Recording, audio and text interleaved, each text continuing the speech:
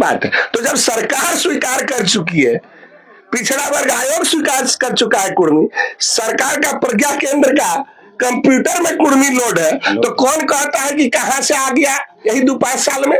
और वहां से आप डाटा निकालिए, वहां पर KUDMI आपको मिलेगा।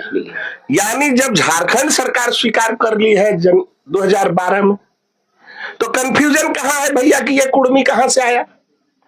तो जब सरकार कोई शब्द को स्वीकार करती है तो बिना दस्तावेज का स्वीकार करती है, बिना साक्ष्य का करती है। तो अर्जुन मुंडा सरकार 6 जनवरी 2012 को इसको स्वीकार की, कुर्मी वो स्वीकार कर चुकी है और उस पर आपका जाति सर्टिफिकेट बन रहा है। तो जब सरकार स्वीकार कर ली, यानी जो उसके पहले था कमेहर कु ममे दीर्घ मी रेप, ये तो आपके खतियान में नहीं लिखा हुआ है। आपके खतियान में लिखा हुआ है कमेहर कु गोटा र और ममे दीर्घ मी।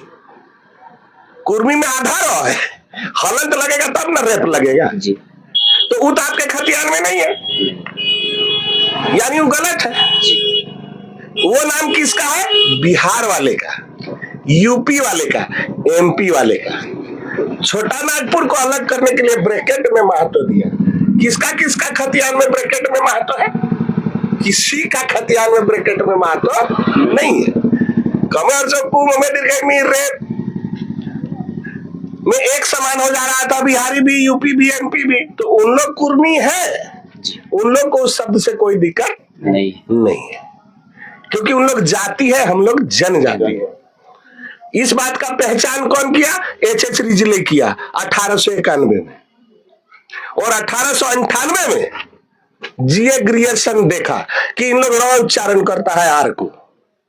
अंग्रेज के पास यही दिक्कत था, उसके पास आर था, हमको भी KURMI लिख दिया, उसको भी KURMI लिख दिया, लेकिन हमारा उच्चारण आर का हार्ड आर है, र। इसको पकड़ा कौन?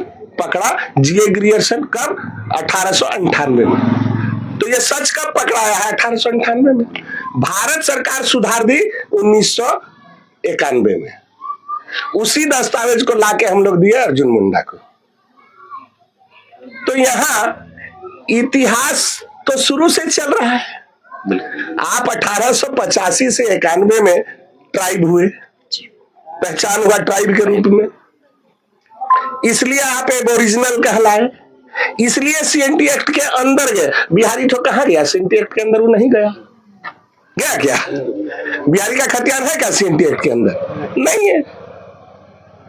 तो आप CNT एक्ट में कहा गए क्योंकि आपका सर्वे हुआ, सर्वे में आप ट्राइब निकले, ट्राइब को ही एबोरिजिनल बोला गया, और 1913 में चिट्ठी निकाला गया, क्योंकि 1865 में इंडियन सक्सेशन एक्ट आया, भारत का सिविल कानून आया। सिविल कानून में 5 चीज का फैसला होता है: मैरिज का, डाइवोर्स का, एडॉप्शन का, गार्डियनशिप का और जमीन का बंटवारा का। और वो हिंदू का अलग होता है, मुसलमान का अलग होता है, और आदिवासियों का भी अलग होता है, ट्राइब का अलग होता है। इसलिए 1913 में चिट्ठी निकला, जिसका पहला लड़ाई इनके परदादा लड़े। इन लोग का 3 मौजा था इन लोगों का।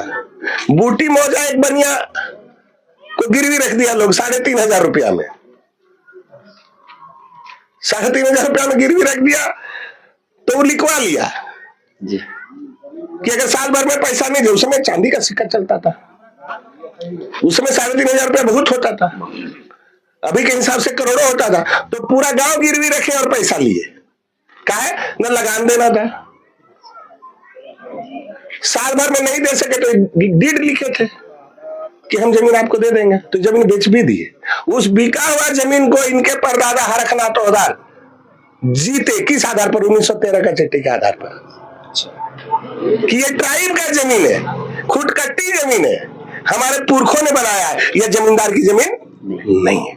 और उस केस को जीतने वाले हैं इनके। तो ट्राइब के आधार पर जीते या रिलीजन के आधार पर जीते?